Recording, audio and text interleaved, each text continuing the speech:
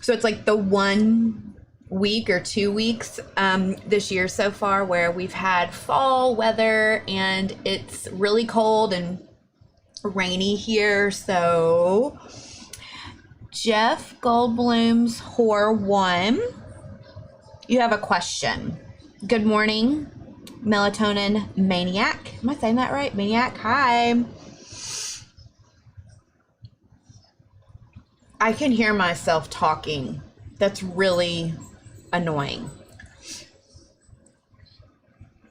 You can ask your question, of course. We're here, we're hanging out, and I've got my lunch, and we're going to, I want to answer your questions. I want to get to know you. I want to, where are you from? What do you want to know? I am a licensed professional counselor and a certified eating disorder specialist. So I'm here to chat those things, right? Mental health, getting help, eating disorders, self-esteem, body acceptance, body image. That's what we're here to talk about, or just like whatever. So lovely Key West, hi on Instagram. We're kind of live in a lot of different spots right now because technology, which I know absolutely nothing about, my husband's really good with it, my partner, and so he's able to like connect us to all these social media outlets right now, so it's really fun. We are collectively here. Like there's a lot of us on these different platforms all here together to eat lunch or eat a snack or hang out together, build some connection. So I've got some questions coming through. So let's see. Ask your questions. I can't promise that I'll answer it. I can't give, diagnostic information. I can't give you specific treatment information, but I can try to,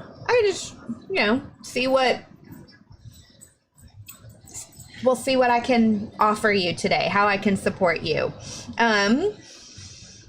First of all, to get our conversation started, if you've voted, can I get a thumbs up? Okay.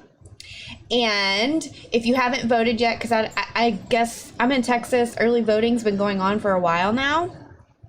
So if you haven't yet, but you plan on it, give me a thumbs up. But right, let's just kind of let's go vote and let's encourage our friends to do the same. Voting on Wednesday, Melissa Joy. Okay, great. Yay, congratulations. Thank you.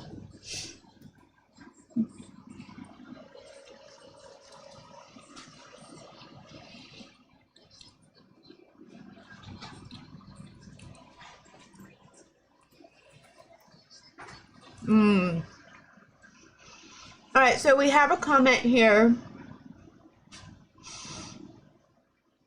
that on my phone that you told your mom about your eating disorder today.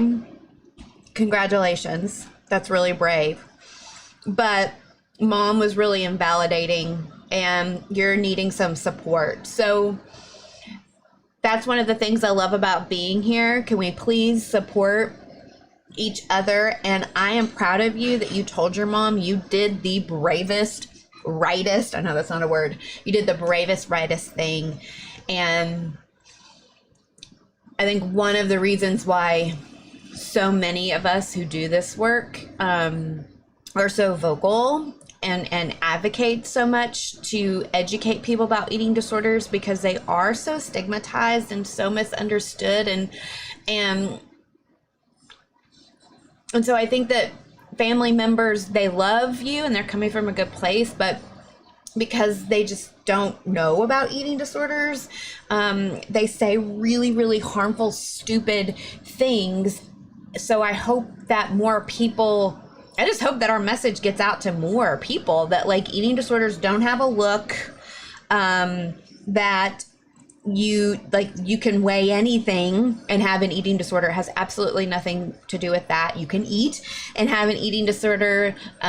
You may seemingly on the outside appear very healthy and have an eating disorder. And so, or people are, unable to get help or treatment because they told their body isn't the right size or whatever to have an eating disorder. And so we got to change that narrative. So I'm proud of you. You belong here. You belong in all of the eating disorder recovery spaces.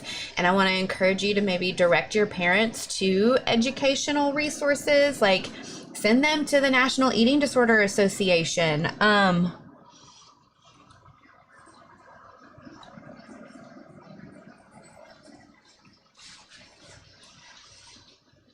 Send them to my social media. Send them to, okay, I'm going to ask y'all to spam. Tag your favorite pro recovery account, but like educational, right? So like if you were going to send your parent to somebody's page to learn more, who would that be? Because I know there's a lot of people educating. So tag your favorite who does that too. Okay. Let's see.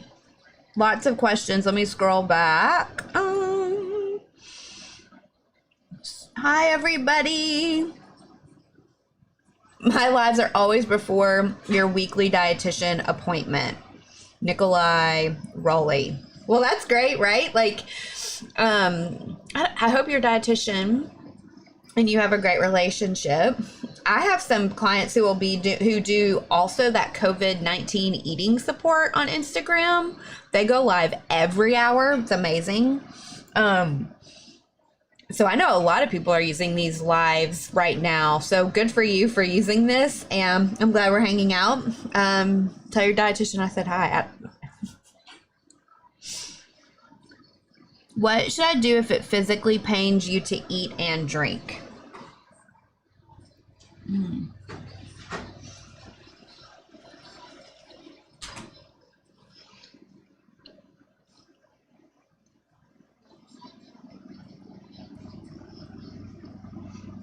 So I can't say specifically for you because I don't know what's going on. There could be a lot of different reasons why that's happening. When we have an eating disorder, we are malnourished, and malnourishment causes all kinds of digestional, metabolic issues, stomach, GI issues. So it's why it's not as easy as just eating, right? Like, you can't just sit down to eat. There's sometimes physical stuff that is happening. And so what is best is to try to work on getting your nutrition up, getting re-fed, getting yourself at a place where you're properly nourishing your body. Work with a registered dietitian, work with your treatment team if you have one. I know not everybody has a treatment team. I know not everybody has access to a registered dietitian. There's a lot of also great registered dietitians who are giving kind of like support and help and have all kinds of things. Some of my favorite colleagues are Malak Sadie, Casey Bonanno with Dallas Nutritional Counseling, Lemon Nutrition. Like those are all kind of like local places to me. But like online, there's a lot of great ones too. So again, connect with them and see, what information do you need to work on improving your nutrition so that you're eating more balanced meals, you're eating, consistently. And as you do those things, all of that physical stuff, I shouldn't say all of that physical stuff, but truly what happens is clients will come in, they'll have these issues early on in the recovery process. They're really physically uncomfortable when they eat. And then as they continue to consistently nourish themselves, that gets a lot better, and it gets better. I don't want to say quickly, I can't put a time frame to it, but it's almost like overnight. Clients are like, oh my gosh, I feel so much better with consistent nutrition. So what I'm saying is that can go away if you can work on getting your nutrition consistent and balanced. Hi, Jolie1600. Amelia Godem, eating an apple. I have my sandwich and my chips.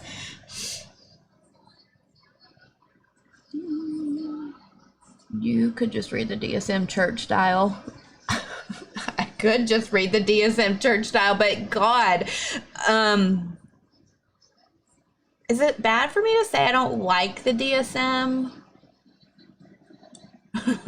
When it's like our Bible and like okay, so it's I don't hate it because it's really important, but like it's flawed, right? It's got its issues. I'm also an outpatient therapist, which gives me the luxury, I think, to do deeper, real root work with clients. And so, like, sometimes I think that mental health and symptoms can exist on a spectrum. Like, they're not, yes, what we see in that book, like, that's a pretty great example of what somebody looks like, but I also see people having these symptoms or having these conditions and being almost invalidated by, well, it doesn't quite meet this criteria, so like it's easy to kind of say, well, I'm not sick enough, or I'm not I'm not that bad, I don't need that much help. So that's my thing with the DSM, is who cares what the label is? It is helpful to inform treatment so that I know how to effectively treat. I know what treatment methods are going to help treat this condition. So I'm not doing, say, like, I'm not even able to come up with a good example.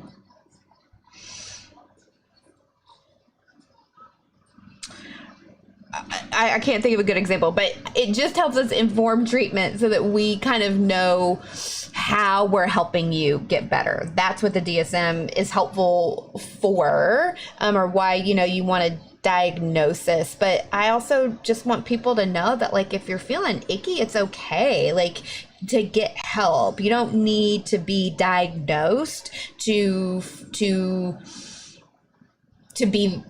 be seen and be heard and be told, listen, your feelings are valid and you're worthy and you can, and you want to work on feeling better. That's okay. You are allowed to do that.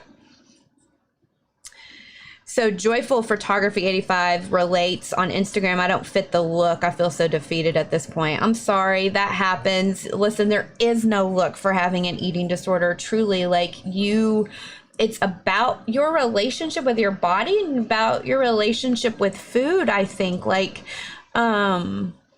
God, if we were just diagnosing, well, we have been diagnosing eating disorders based on weight, and that's part of the problem. We realized we were missing a lot of people who were sick, so we got to fix those stereotypes. We also have a question here. How do I tell my doctor that I'm struggling with eating? I told my therapist. Oh, and got a invalidating comment from your therapist.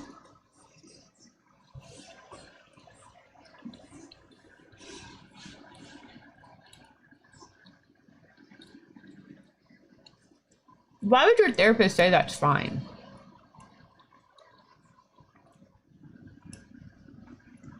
Like,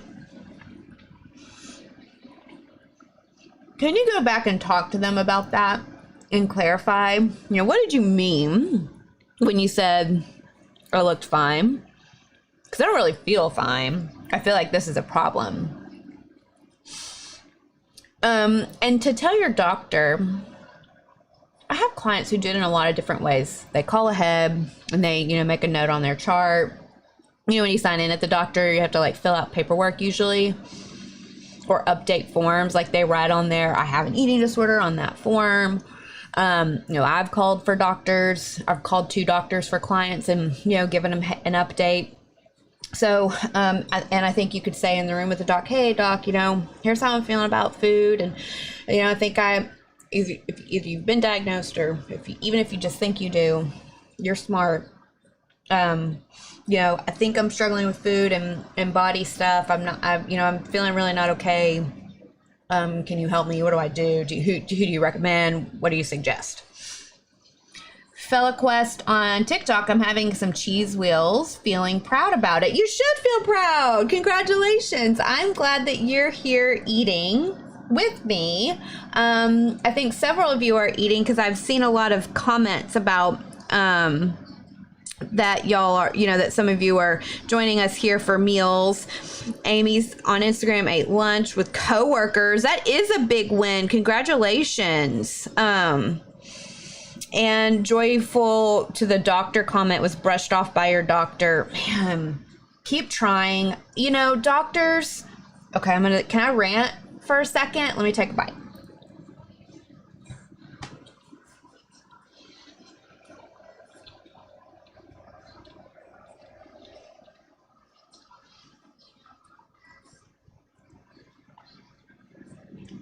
Yay, having lunch. I'm proud of you, whoever you are. Thank you, Evelyn. Lots of pride. Lots of people joining me for their meals. Yay. Okay. Here's the thing about doctors, y'all. They are smart. And they know a lot. And they've learned a lot. And they've treated a lot. And they've seen a lot of people. But they do not know you. They don't. They're not in your body. They're not in your head. They are not in your feelings. And I know I had a health issue that I was dealing with for several years, and doctors were brushing me off and were not listening to me. And I wanted to believe them. I did, because they're the experts. We're taught to believe our doctors and trust our doctors, and we do.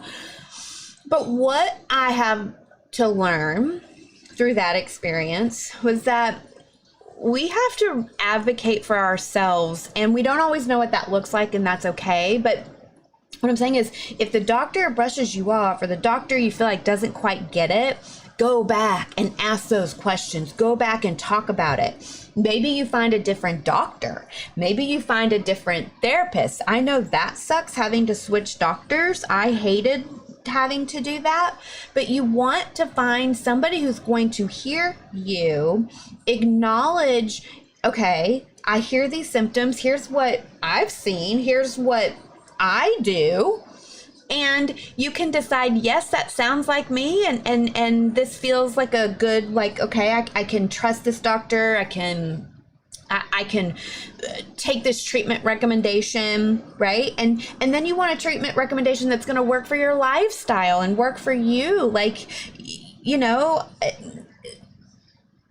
That if it's going to be you're busy and you have a life and finances are a thing, there's a lot of reasons, and I want you to go to all your follow-up appointments, and I want you to do whatever you need to do to be healthy, but also know that it's okay to ask the doctor for treatment options. Well, what else can I consider? What else is an idea? What else is an option to find what works for you? That's my rant on doctors. How can I tell my friends I struggle with an eating disorder?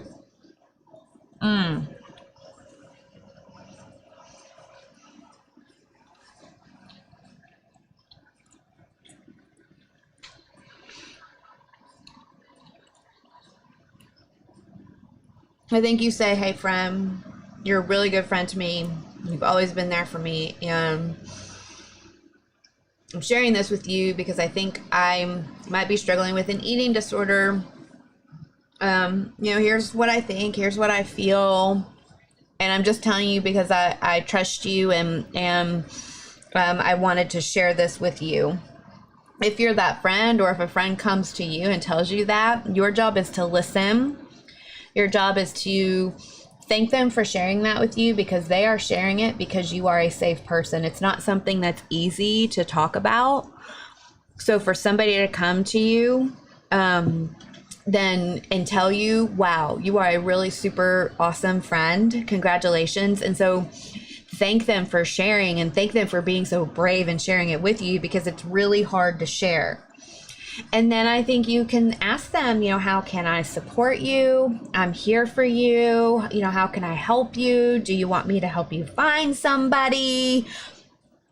those kinds of questions, but don't ask a lot of questions about the eating disorder, like what and how and why. Who cares? They're coming to you and they're saying they're hurting. Let's address that. We can worry about the things that got them there maybe later. Evelyn on TikTok, advice on how to start treatment even though insurance is taking long to go through. Call that treatment program, call that provider, and ask them to help you.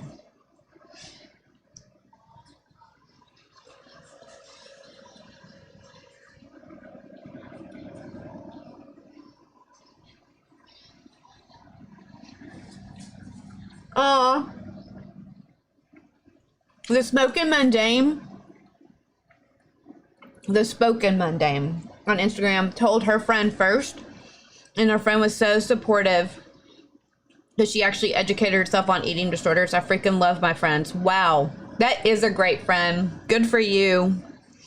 Amy also said my friends were supportive. I think most friends are, and right? Like, that's why we're friends with them. I think friends can be sometimes more supportive than family, unfortunately.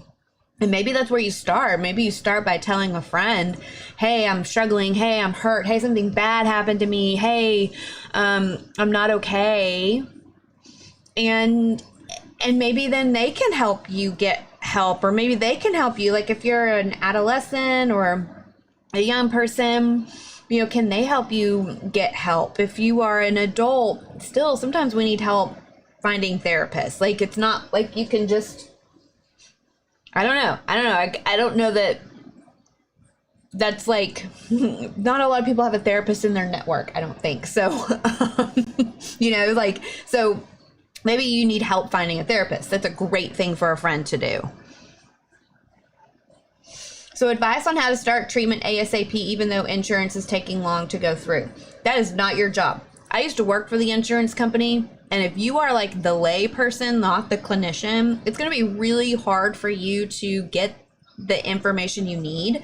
So push back, don't push back mean, but like ask the support, ask that treatment program, ask that therapist, hey, can you help me with this piece? I really, really, really need to be in treatment. It's their job, I think, to help advocate for you, like especially these treatment programs. They have people, their job is to get insurance reimbursement.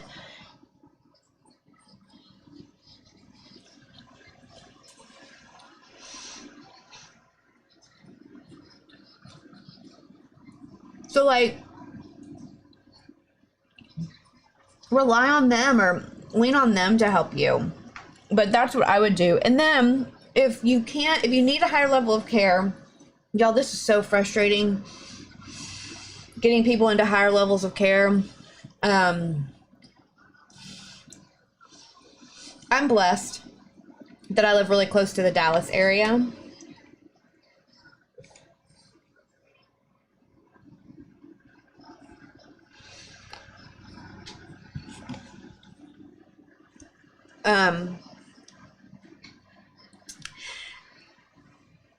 It's frustrating because I have access to lots of treatment centers in my area around in Dallas. There's so many great treatment programs out there.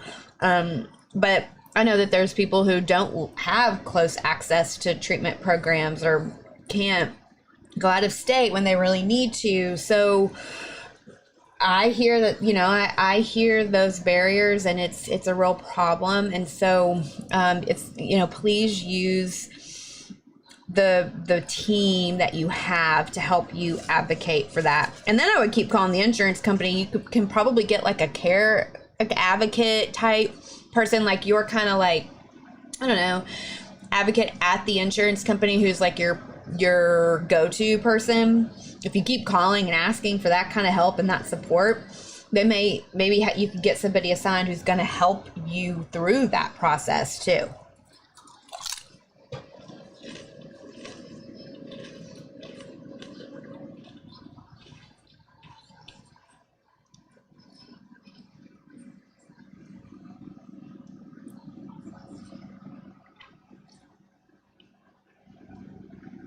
So, Joyful Photography 85, you're asking a really great question.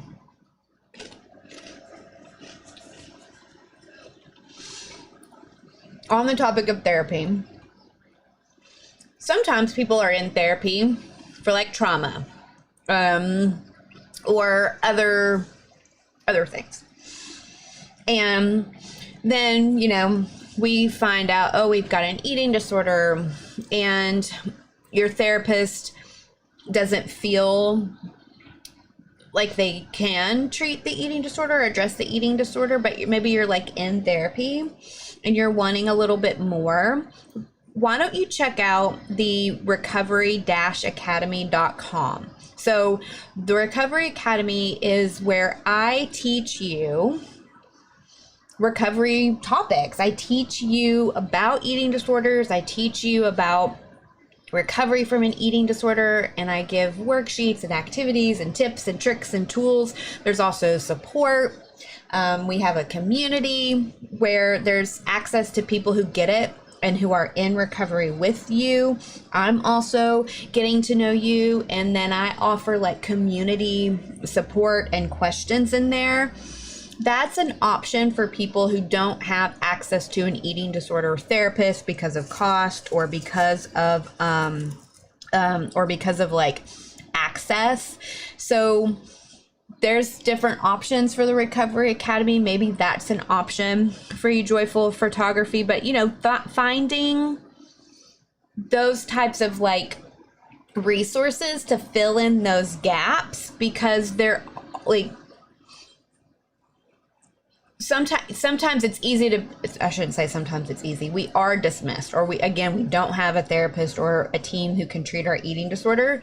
And so sometimes information, when you have a lot of really good support around you, can at least help give you tools to like help you, you know, gain some insight and awareness around your eating disorder.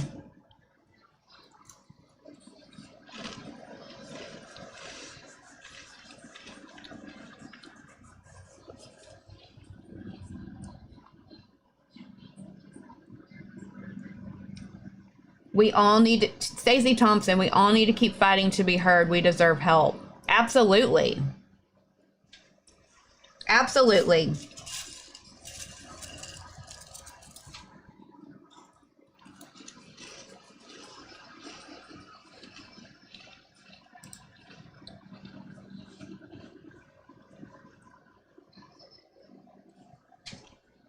Brittany Brooks, I just ate a hot pretzel. Yay! Congratulations. Hot pretzel, that sounds really good because it's such a cold day here. I was trying to find the temperature, but I couldn't find it. My parents,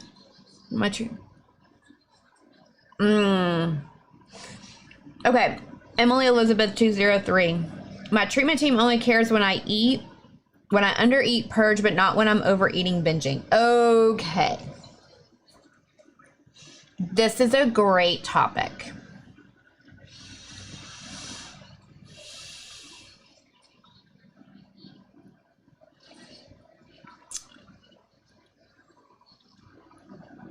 I'm trying to get my thoughts together because I have a lot on this.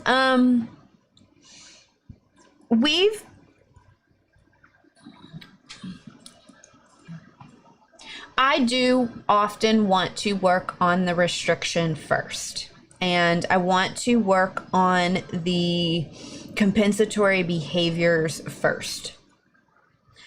So what will happen sometimes is, you know, when you're in any kind of restriction, it may feel like you are binging or overeating. That pendulum, let's say it's kind of like a pendulum, right? And so on one end of that spectrum is undereating, and the other end is overeating, binge eating, if we're thinking of it this way. Sometimes when we start to eat and we go out and we start to move out of restriction and we start to move out of these compensatory behaviors, we may start to swing towards what feels like that binge eating. Certainly, people can have a restrictive eating disorder and it can turn into binge eating disorder, and binge eating disorder can turn into a restrictive eating disorder. But I think I want to say that I also it would depend on like you and where you were at in your treatment and kind of what the treatment goals were. But it's, like I said, it's not uncommon for clients to come to me, even with binge eating disorder, and we're working on the restriction first. Binge eating is a symptom or a result of restriction. So we want to work on not restricting food. Then we work on consistent nutrition. And if you are consistently feeding yourself, the urges to binge really, and you're properly nourishing yourself, it's balanced, like you're not eliminating food groups, the urges to overeat and binge can sometimes get better with that. But let's say that binge eating disorder is an eating disorder, and it is as serious and as significant and as important as all the other eating disorders. But again, like I said, I would be wanting to address restriction first. But there are things that need to be done around, understanding your relationship with food and how are you using food to deal with your emotions. This is true for my restrictive eating disorders and my binge eating disorders. Like, how are you honoring your hunger? How are you honoring your fullness, right? So you're learning how to, yes, I'm eating when I'm hungry, great, and I'm not purging anymore. Am I also now eating past fullness? Sometimes we have to eat past fullness, and sometimes we overeat. Okay, diet culture has also kind of demonized normal eating. And so what it may feel like a binge, it may feel like an overeat because we have these ideas of like what a meal should look like. And sometimes we are full, but we still want to keep eating because we're not mentally or emotionally satisfied yet. So sometimes we do want to encourage going and eating past fullness. It's okay, but we would also be working on like the binge eating behaviors of, again, the restriction, eating in secret, eating to manage feelings, eating to like, are we numbing? What are we avoiding? What trauma do we need to work on? Like there's a lot of things that go into food behavior. But certainly you would, hopefully you're working on those things, right, to improve your relationship with food. So that's sort of my rant, my undisorganized rant on that.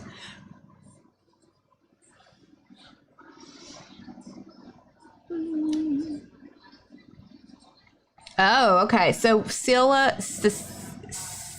Wolk, my friends struggle with an eating disorder and you want to support them, but their habits rub off on you. Oh, good for you for knowing that and acknowledging that.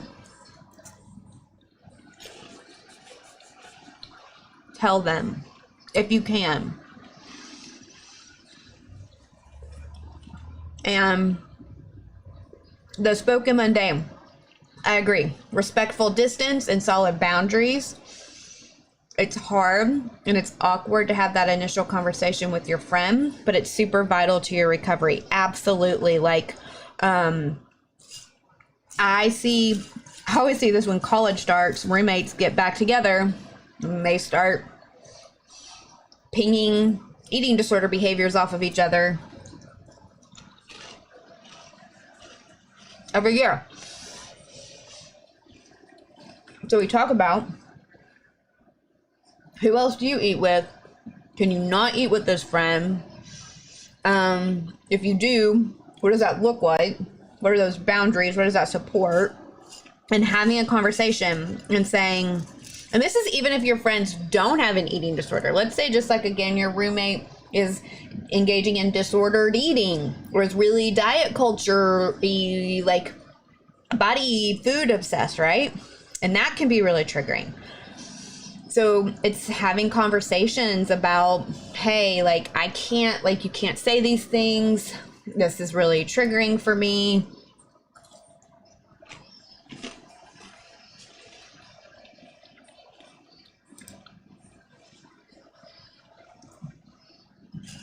and then setting and keeping those boundaries.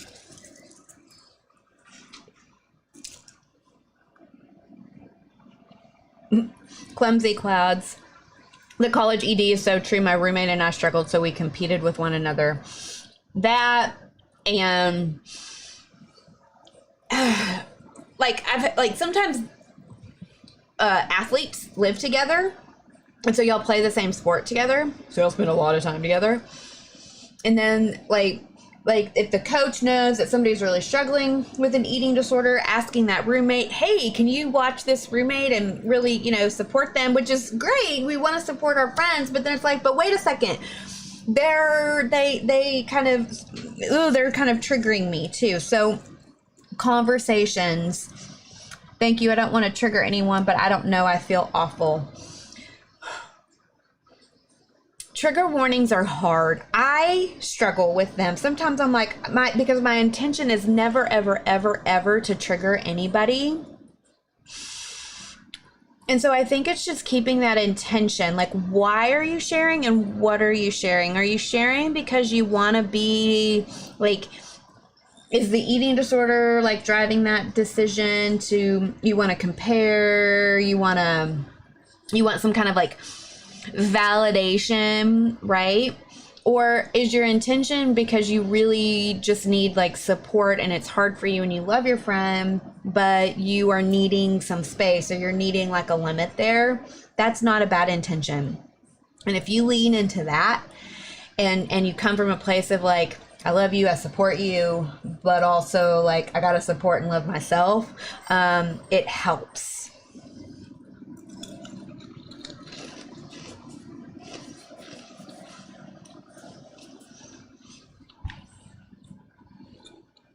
Gwen Stevens, I ate breakfast.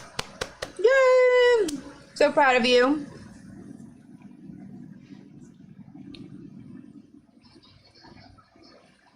Is there a way to, the Spoken Mundane on Instagram, is there a way to distance yourself from coworkers that are consistently rotating through different diets or lifestyle changes and openly talk about them during shifts? Oh my God, it's everywhere, y'all, and it's only gonna get worse. I'm actually working on Recovery Academy content for the end of the year, the rest of the year. And it's all about holiday support and shutting down diet talk because it's only going to get worse. Walk away from those conversations. Change the subject, pick up your phone,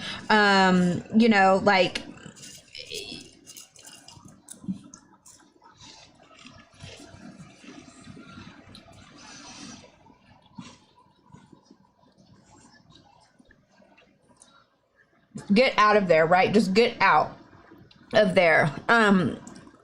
You don't have to educate your coworkers because like you said in your comment that, they're changing in and out of diet. So they're going to be on this one now. There's going to be something else in a few weeks. So no, that has nothing to do with you. They're just not woke yet. The majority of the world is still in diet culture. And part of your recovery is learning how do you live in this world. You can educate them if you want to, but it's a lot of energy. So save your energy for yourself. And it's okay if you just like get up and walk away, or maybe you go enjoy lunch by yourself, like at a quiet spot. I want you to get up from your desk, but can you, like, do you have to eat with them? Can you, have that time alone maybe a little bit?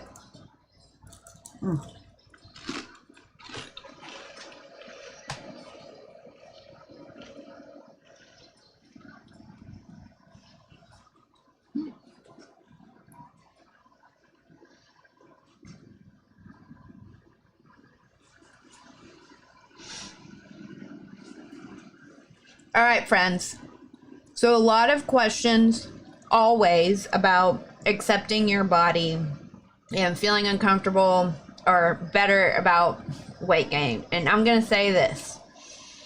I'm talking a lot about body acceptance in recovery right now.